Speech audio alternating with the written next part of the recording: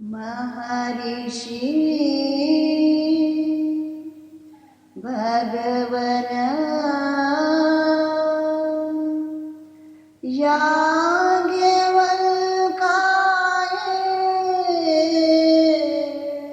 नमो नमः।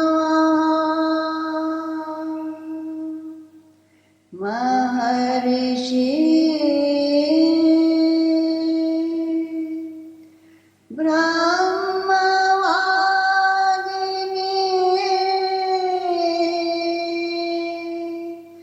मैत्रेयी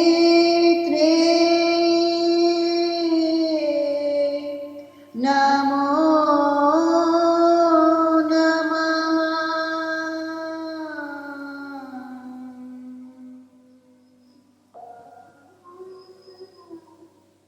बृहदारण्यक उपनिषद में एक कहानी है दो महर्षियों की, याज्ञवल्क्य और मैत्रेयी की।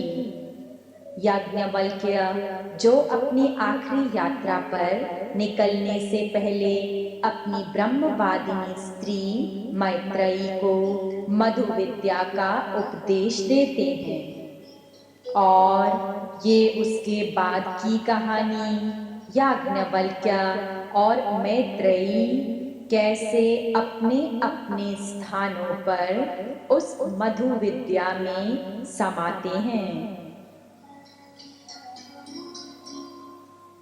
मधु विद्या में आत्म तत्व का उपदेश देते हुए याज्ञवल्क्य ने ब्रह्मांड यानी समष्टि और पिंड यानी व्यष्टि, इन दोनों में समष्टि और व्यष्टि दोनों में आत्म तत्व है, इस रहस्य को समझाया।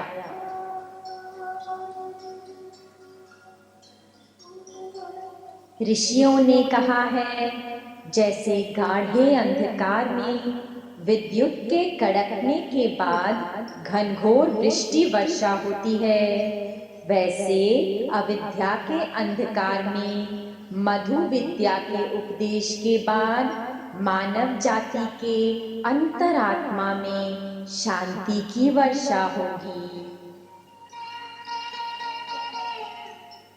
और अब उस महान पर्वत के हृदय में समाये हुए बैठे थे, अकाल काल में समाये हुए बैठे थे, मैत्रेयी की मधुर तप अग्नि को अपने हृदय में समाये हुए बैठे थे याज्ञवल्क्य।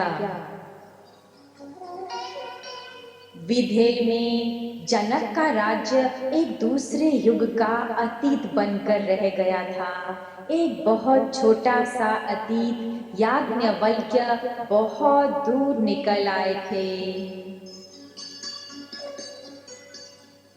अपने सिंहासन पर विराजमान एक गुजरते हुए दरवेश से जनक ने मैत्रेयी के हाल के बारे में जाना। उसने वही बताया जो उसके पहले कई साधुओं ने बताया था। मैत्रेयी तो ऋषियों में एक रानी है।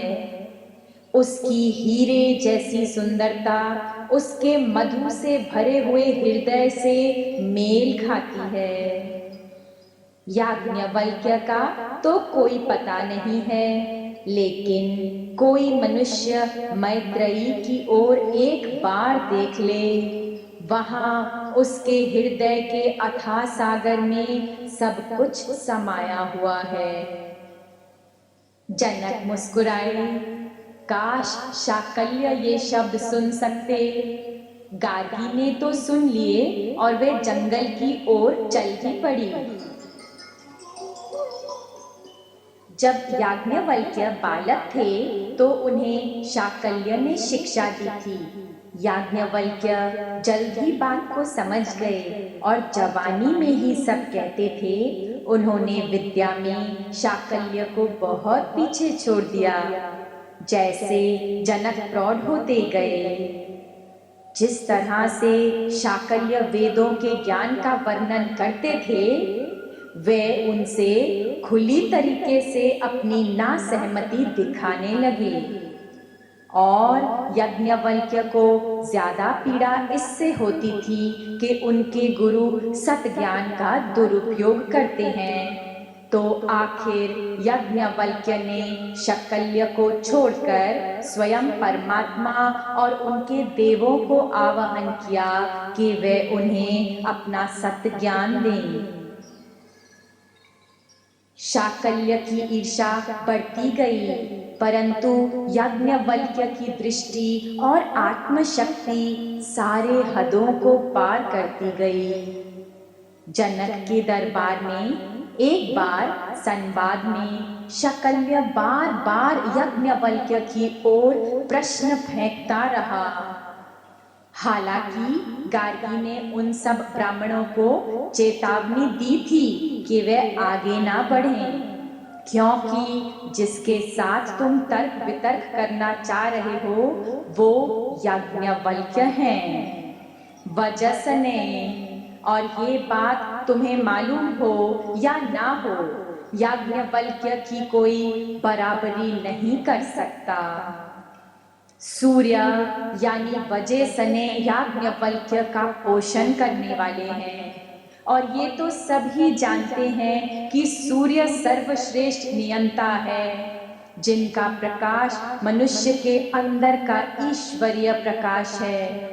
केवल इस प्रकाश के द्वारा मनुष्य सर्वोत्तम परम दृष्टि को पा सकता है। सूर्य यज्ञ से पैदा हुआ परम योग प्राप्त कराने वाला है और अनेक अनुभूतियां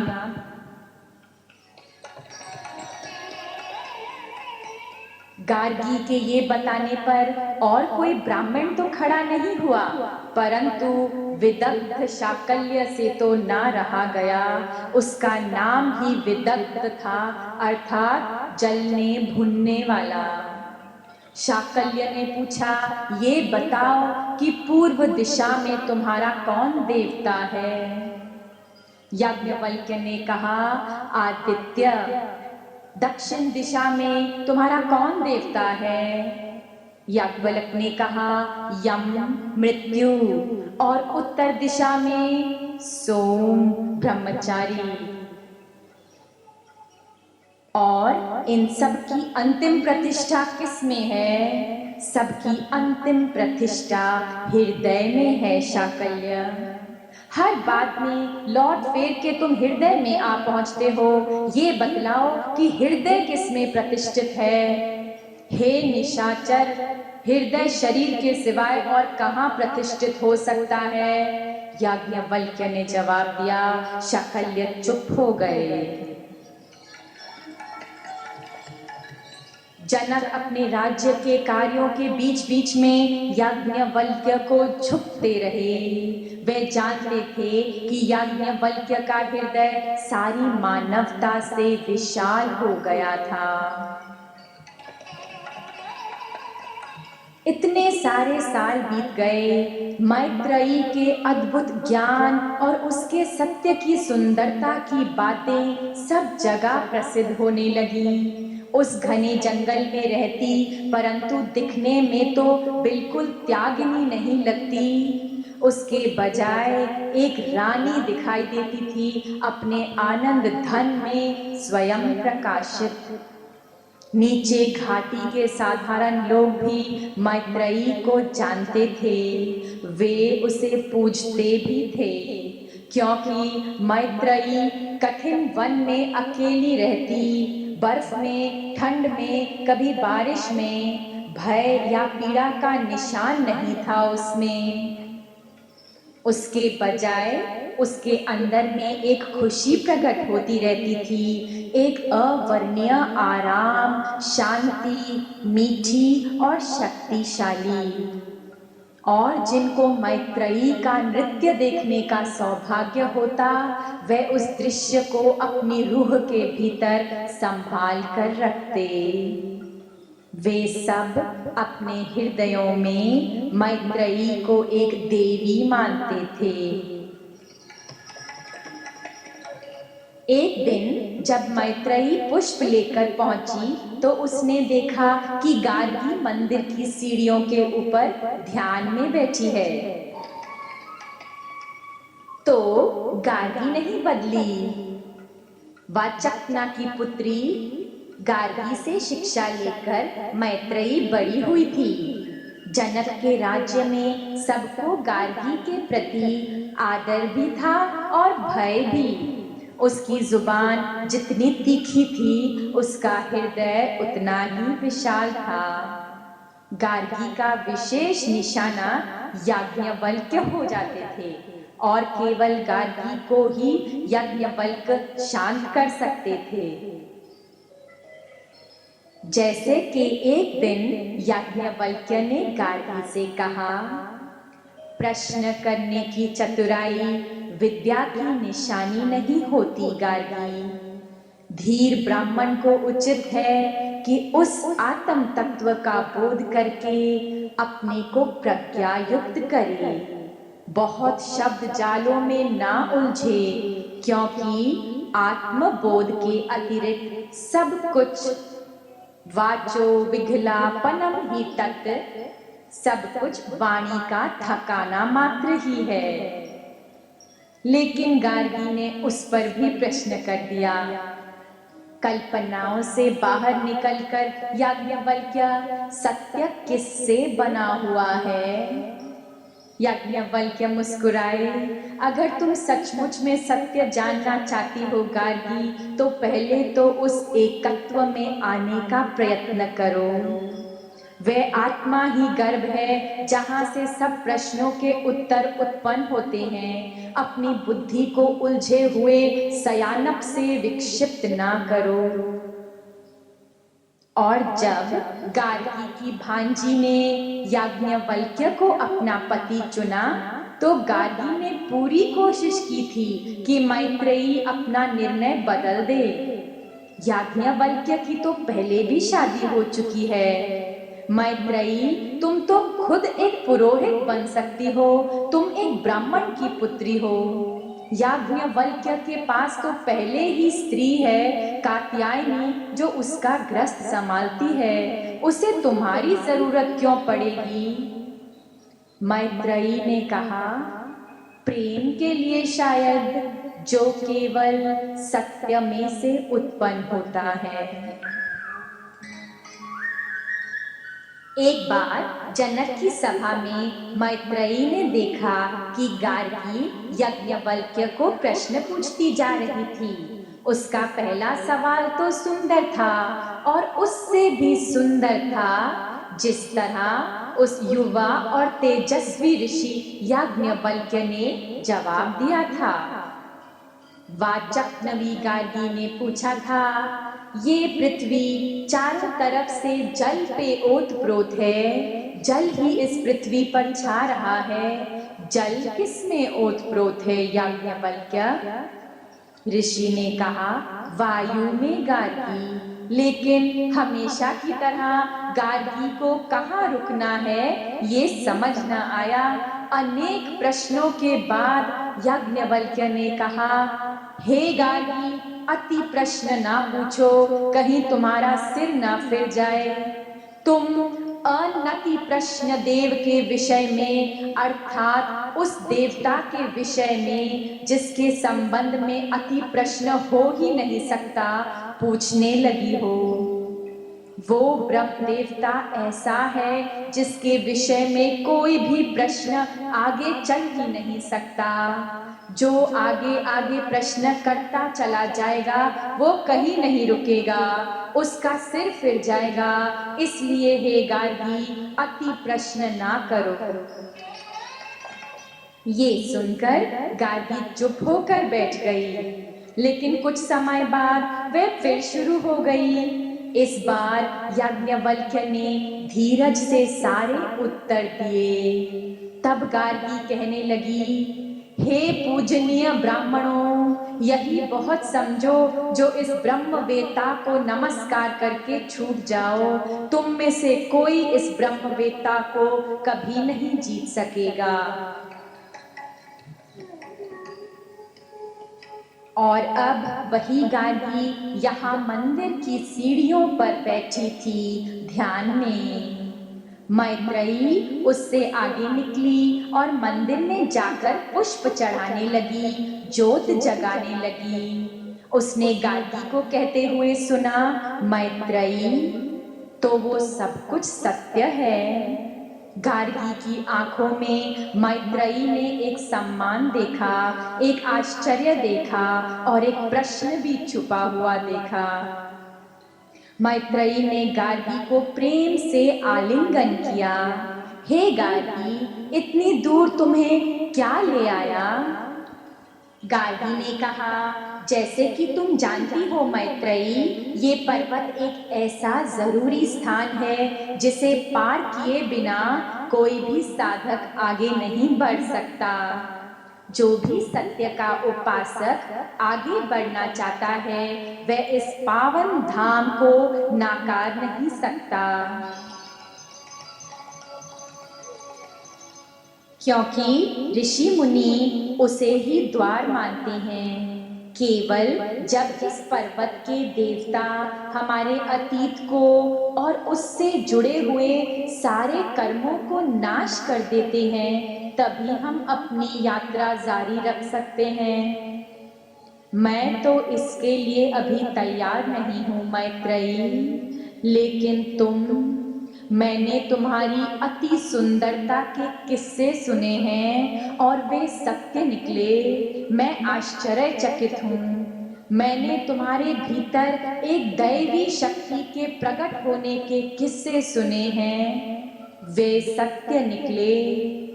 मैंने तुम्हारे अंदर एक अद्भुत ज्ञान के झरने के किस्से सुने हैं। क्या तुम मुझे शिक्षा दोगी मैत्रेयी? मैत्रेयी मुस्कुराई। तुम्हें शिक्षा देने के लिए मेरे पास कोई शब्द नहीं है गार्गी, लेकिन तुम मेरी उपासना में, मेरे नृत्य में शामिल हो सकती हो। मेरा यहाँ आज आखिरी दिन है।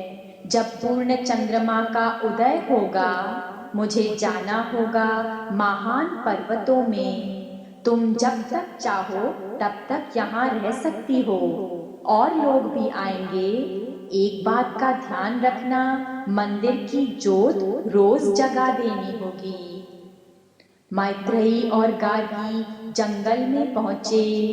मैत्रेयी के बाल सफेद हो चुके थे, लेकिन उसकी चाल में एक युवा बना था, और जैसे जैसे गार्गी ने उसकी तरफ ध्यान से देखा तो मैत्रेयी के शरीर से उसे कई उत्तर मिलने लगे।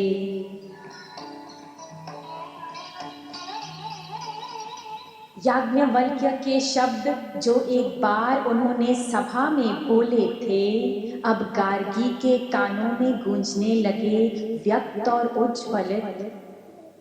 ये सत्य है कि जो अव्यक्त अविनाशी परमात्मा को नहीं जानता और संसार में यज्ञ, दान और तप करता है, उसके कर्म सीमित हैं और अनित्य। लेकिन जो उस महान अव्यक्त पुरुष को जानता है वो तो स्वयं दिव्य हो जाता है। मैत्रेयी का अस्तित्व एक दिव्य मंत्र ही था। इस जंगल की इस पगडंडी पर एक शरीर नहीं, एक दिव्य मंत्र ही चल रहा था। वहां रुककर मैत्रेयी ने एक पर्वत की ओर इशारा किया जो सारे पर्वतों से ऐश्वर्य और सौंदर्य में श्रेष्ठ था। वही मेरी देवी है, मेरी आनंद देवी। आखिर मेरा समय आ गया है। आज रात्रि को मैं अपनी यात्रा आरंभ करूंगी, याज्ञवल्क्य तक लौट जाने की यात्रा। फिर मैत्रेयी एक स्पष्ट रोशनी के गोलाकार के पास पहुंच गई। झुककर उस छोटे से मंदिर में पुष्प चढ़ाए। ये कौन सी देवी का मंदिर है? गार्गी ने सोचा, इस मंदिर के बारे में तो कभी नहीं सुना। जैसे ही मैत्रेयी ने अपने एक पांव को उस रोशनी के गोल के भीतर रखा तो एक आनंद की लहर गार्गी के पूरे शरीर में से गुजरी। चारों ओर एक महान शांति थी, एक यज्ञ आरंभ होने जा रहा था। धीरे से सारे अंधकार को छोड़कर मैत्रेयी पूर्ण रोशनी में आ गई। उसने धरती माँ को छूकर आशीर्वाद लिया, फिर दोनों हाथों को जोड़कर ऊपर आकाश की ओर बढ़ाकर सूर्य भगवान को प्रणाम किया। गार्गी का पूरा ध्यान उसमें था। गार्गी ने मैत्रेयी के भीतर सारे देवताओं को जागृत होते हुए देखा। मैत्रेयी एक प्रकाश का बहता हुआ खंबा बन गई।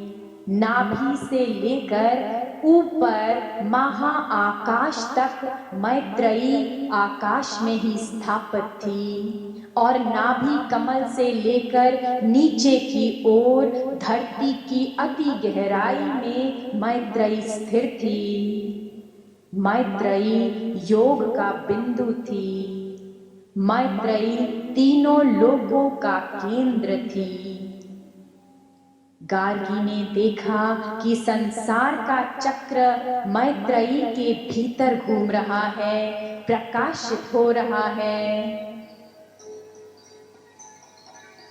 वहां उसे संसार की सुंदरता का दर्शन हुआ, सूर्य की किरणों में बुना हुआ।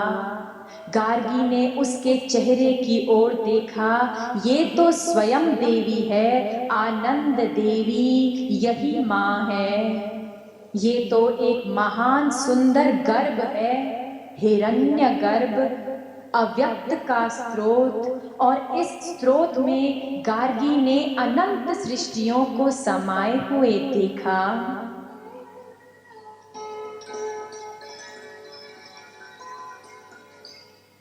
तो जगत का ताना बाना इसमें से प्रकट होता है। जीवन का जन्म ये है, योग इसे कहते हैं। शिवा और उसकी शक्ति आखिर एक हो गए। पहली बार गार्गी झुक गई, एक भी प्रश्न किए बिना।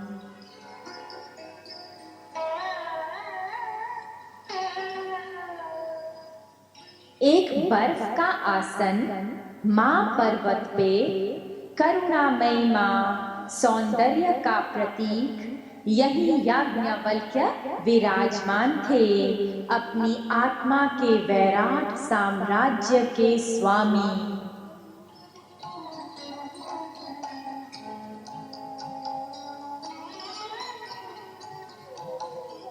एक बार जब जनक अपने दरबार में बैठे हुए थे, इतने में महर्षि याज्ञवल्क्य वहां आ निकले। जनक ने पूछा, हे महर्षि, कैसे पधारे? गौओं को लीजिएगा या सूक्ष्म प्रश्नों का विवेचन कीजिएगा?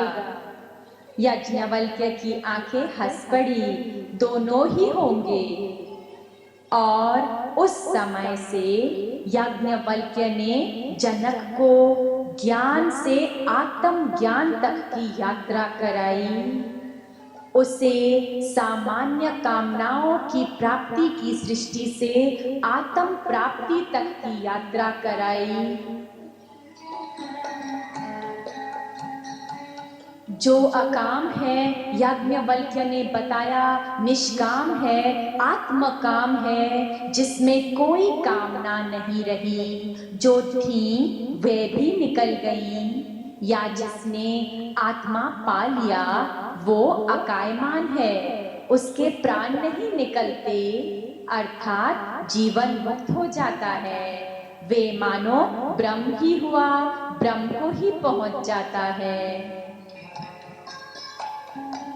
हे राजन, बहुत चीजों को पार करना होगा। विद्वानों की विद्या की कामना से परे जाना होगा और साधुओं की त्याग कामना से परे, ध्यान योगियों की ध्यान कामना से परे और अध्यान से भी परे। वहां पहुंचना है शुभ अशुभ से भी परे, आत्मा के उस स्वतंत्र साम्राज्य में।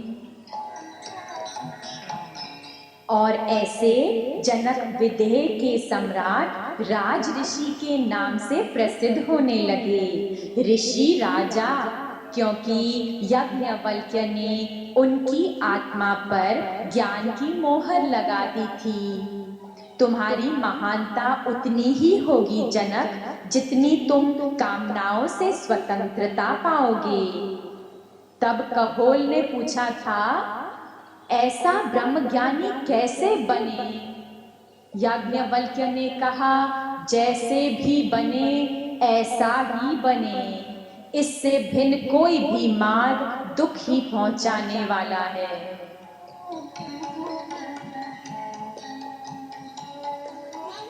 अब अपने आसन पर बैठे हुए जब ही मैत्रेयी का हृदय प्रार्थना में उठता था, याज्ञवल्क्य जानते थे। जब उसके हृदय में आनंद की लहरें उठती थीं, याज्ञवल्क्य जानते थे। उनका हृदय भी उसकी तरफ देखकर मुस्कुराता। मैत्रेयी को अभी भी थोड़ा सा कुछ पूरा करना बाकी है, इसीलिए वे शांति में इंतजार कर रहे थे।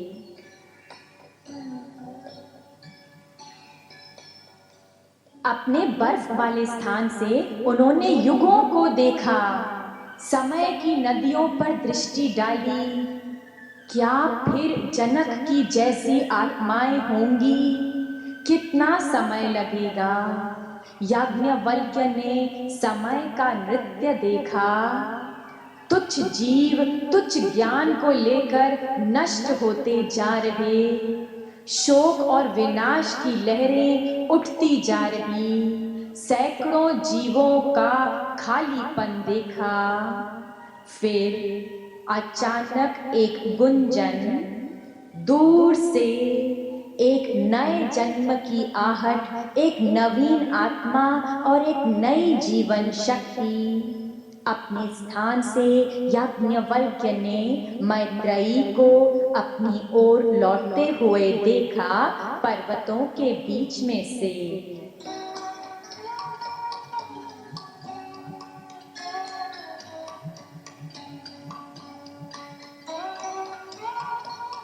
और गार्गी ने मैत्रेयी को जाते हुए देखा। ये आखिरी यात्रा सबसे कठिन, इतने सालों की तैयारी इसी के लिए। एक गहरी शांति में वे चलती रही, अव्यक्त होकर। उसके और वृक्षों और पत्थरों में कोई अंतर नहीं दिख रहा था। वे चलती रही प्रेम के धागों पर, वृक्षों के पार पत्थरों को लांघकर, झरनों को, नदियों को, फूलों से भरे बगीचों को लांघकर। और फिर उसने मुड़कर देखा, वो विशाल वन जिसको उसने पार किया था, वो जंगल, वो बृहदारण्य जिसने उसे सब कुछ सिखा दिया था। ये पृथ्वी सब प्राणियों को मधु समान प्यारी है। पृथ्वी को सब प्राणी मधु समान प्यारे हैं। इयं पृथ्वी सर्वेषां भूतानां मध्वस्यै पृथिव्यै सर्वाणि भूतानि मधुश्चायम्। पृथ्वी में व्याप रहा जो तेजोमय अमृतमय पुरुष है, ये समष्टि रूप ब्रह्मांड का आत्मा है। पृथिव्यां तेजोमयो अमृतमयः पुरुषो यश्चायम् अध्यात्मध्वम्। शरीर में भी व्याप रहा जो तेजोमय अमृतमय पुरुष है, ये व्यष्टि रूप पिंड का आत्मा है। शारीरस्ते जोम्यो अमृतमया पुरुषो अयमेव स यो अयम् आत्मेदं मृतम् इदं ब्रह्मेदं सर्वम्। आत्मा ही अमृत है, आत्मा ही ब्रह्म है, आत्मा ही सब कुछ है। याज्ञवल्क्य ने सारे जंगल को मधु विद्या से भर दिया था ताकि मैत्रेयी को वे सारे उत्तर वहीं मिल जाएं जो उसकी आत्मा खोजती थी। ये जल सब प्राणियों को मधु समान प्यारे हैं, जलों को सब प्राणी मधु समान प्यारे हैं। इमापा सर्वेषां भूतानां मद्वासामुपागम सर्वाणि भूतानि मधुश्चायम्। जलों में व्याप रहा जो तेजोमय अमृतमय पुरुष है, ये समष्टि रूप ब्रह्मांड का आत्मा है। शरीर में भी व्याप रहा जो तेजोमय अमृतमय पुरुष है, ये व्यष्टि रूप पिंड का आत्मा है। आत्मा ही अमृत है, आत्मा ही ब्रह्म है, आत्मा ही ये सब कुछ है। ये अग्नि सब प्राणियों को मधु समान प्यारी है, अग्नि को सब प्राणी मधु समान प्यारे हैं। अयम् अग्नि सर्वेषां भूतानां मध्वस्याग्नि सर्वाणि भूतानि मधुश्चायम् अस्मिन् अग्नौ तेजोमयो अमृतमया। अग्नि में व्याप रहा जो तेजोमय अमृतमय पुरुष है, वह समष्टि रूप ब्रह्मांड का आत्मा है। शरीर में व्याप रहा जो तेजोमय अमृतमय पुरुष है, वो व्यष्टि रूप पिंड का आत्मा है। आत्मा ही अमृत है, आत्मा ही ब्रह्म है, आत्मा ही ये सब कुछ है। ये वायु सब प्राणियों का मधु समान प्रिय है, वायु को सब प्राणी मधु समान प्रिय हैं। ये आदित्य सब प्राणियों को मधु समान प्रिय है, आदित्य को सब प्राणी मधु समान प्रिय हैं। मैत्रेयी अब पर्वत के सामने थी, चंद्रमा की रोशनी में वे आमने सामने थे। ये चंद्र सब प्राणियों को मधु समान प्रिय है, चंद्र को सब प्राणी मधु समान प्रिय हैं। अयं चंद्र सर्वेषां भूतानां मध्वस्य चंद्रस्य सर्वाणि भूतानि मधुश्चायम्। वो आमने सामने थे, दो महान रेशम की रात्रि में आत्माएं एक दूसरे का दर्शन करते हुए अपने अनेक सालों की निर्मलता के साथ मुक्तेश्वर वो स्वामी और सामने देवी। तुम रुक क्यों गई मैत्रेयी? बहुत ज्यादा चले हुए मार्गों की खोज ना करो, वहां चलो जहां तुम्हारा हृदय बताता है। मेरी आंखों ने तुम्हें कभी नहीं छोड़ा मैत्रेयी। एक प्रकाश रात्रि को तोड़ने लगता है, आखिरी सितारा प्रभात में खो जाता है। ये आकाश सब प्राणियों को मधु समान प्रिय है, आकाश को सब प्राणी मधु समान प्रिय है। अयमाकाशः सर्वेषां भूतानां मध्वस्याकाशस्य सर्वाणि भूतानि मधुश्चायम्। अस्मिन्नाकाशे तेजोमयो अमृतमयः पुरुषो यश्चायम् आतर्गं हृदयाकाशस्ते जोम्यो अमृतमयः पुरुषो अयमेव स योऽयम् आत्मेदं मृतमिदं ब्रह्मेदं सर्वम्। मैत्रेयी अब महान पर्वत के नीचे पहुंच गई। जल्द ही वो माँ की गोद में प्रवेश कर जाएगी। वे सफेदी में चलती रही, एक सफेदी जो रोशनी जैसी उज्ज्वल थी। उसके पैर एक लंबी यात्रा की कहानी बताते थे, लेकिन उसकी आंखों में विजय थी। अचानक राह खत्म हो गई। एक सीधा पर्वत, लेकिन कोई रास्ता नहीं। एक परीक्षा, क्या याज्ञवल्क इसे पार कर पाए या वे यहीं खत्म हो गए? उसने प्रश्न को तुरंत हटा दिया। याज्ञवल्क थे, नहीं तो ये यात्रा ही नहीं होती। आंखें बंद करके मैत्रेयी ने एक आखिरी बार माँ को हृदय से पुकारा। एक मीठी वायु ने उसके गाल को स्पर्श किया। आंखें खोलने पर उसकी दृष्टि पड़ी एक पगडंडी पर छोटी सी राह, एक बाह की तरह ऊपर की ओर जाती हुई। मैत्रेयी ने चढ़ते हुए देखा, दोनों तरफ पर्वत और अपने हृदय में केवल एक शुक्राना। उसने सारी सृष्टि का वैभव देखा और उसने याज्ञवल्क्य को भी देखा। मां पर्वत ने अपनी बाहें खोलकर अति कोमलता से मैत्रेयी को आलिंगन किया। ये आत्म भाव सब प्राणियों को मधु समान प्रिय है। आत्म भाव को सब प्राणी मधु समान प्रिय हैं। विश्व के आत्म भाव में जो तेजोमय अमृतमय पुरुष है, ये समष्टि रूप ब्रह्मांड का आत्मा है। व्यक्ति के आत्म भाव में जो तेजोमय अमृतमय पुरुष है, ये व्यष्टि रूप पिंड का आत्मा है। आत्मा ही अमृत है, आत्मा ही ब्रह्म है, आत्मा ही सब कुछ है। अयमात्मा सर्वेषां भूतानां मद्वस्यात्मना सर्वाणि भूतानि मधुश्चायम् अस्मिन्नात्मनि तेजोमयो अमृतमयः पुरुषो यश्चायमात्मा तेजोमयो अमृतमयः पुरुषोऽयमेव स योऽयम् आत्मनेदम् अमृतमिदं ब्रह्मेदत्वं सर्वम्। सो ये आत्मा समष्टि में ब्रह्मांड के पांचों महाभूतों का अधिपति है और व्यष्टि में पिंड युक्त सब प्राणियों का राजा है। ये आत्मा विश्व रूपी रथ की नाभि भी है, नेमी अर्थात परिधि भी है। अरे भीतर से नाभि से जुड़े होते हैं, बाहर से परिधि से जुड़े रहते हैं, तभी टिकते हैं।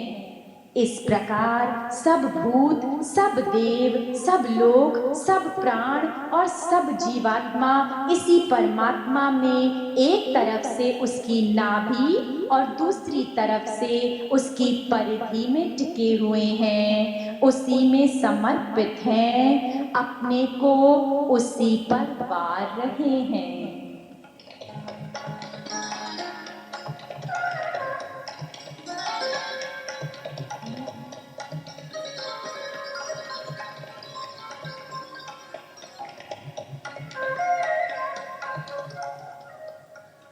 सर्वा अयम् आत्मा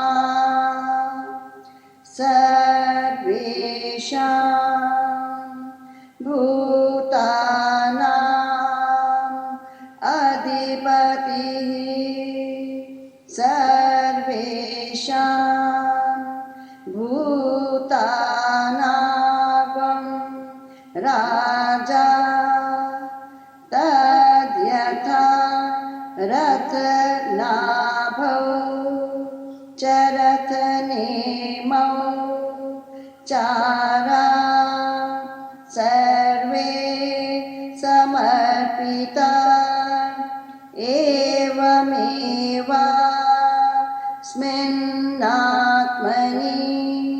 सर्वाणि भूतानि सर्वे देवा सर्वे लोका सर्वे प्राणा सरेत आत्माना समर्पिता।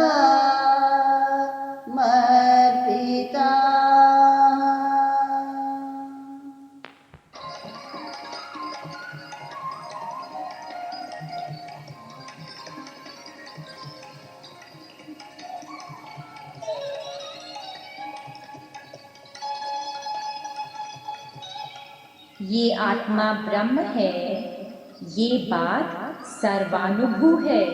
प्रत्येक प्राणी इस तत्व को अपने भीतर अनुभव करता है। यही है मधु विद्या।